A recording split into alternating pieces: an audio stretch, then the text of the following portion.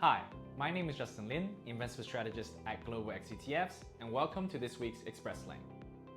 Last week, US markets were mildly higher, while Australian markets dipped in a very packed economic data week.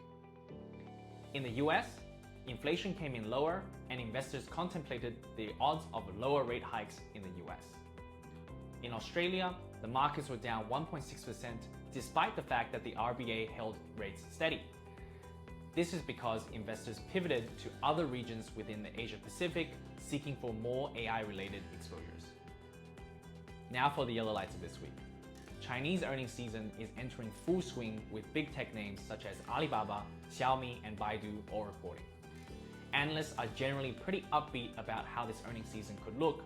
However, it is nonetheless extremely critical that all these companies report well for Q2 to further the momentum that they have seen from a broadening of the AI trade away from Korean and Japanese names recently.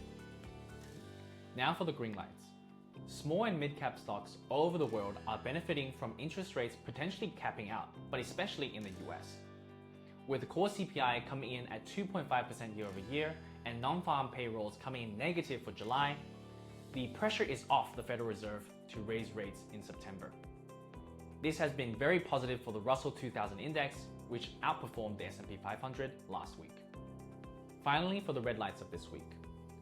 Back-end US Treasury yields have continued to rise and are at their highest since the early 2000s. Meanwhile, front-end yields have actually collapsed.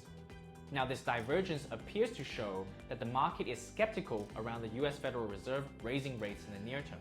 And in turn, they are worried about long-term entrenched inflation in the US.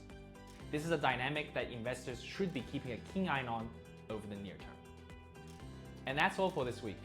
Thank you for joining us for the Global X Express Lane. If you have any questions or comments, please leave them down below, and I look forward to seeing you next week.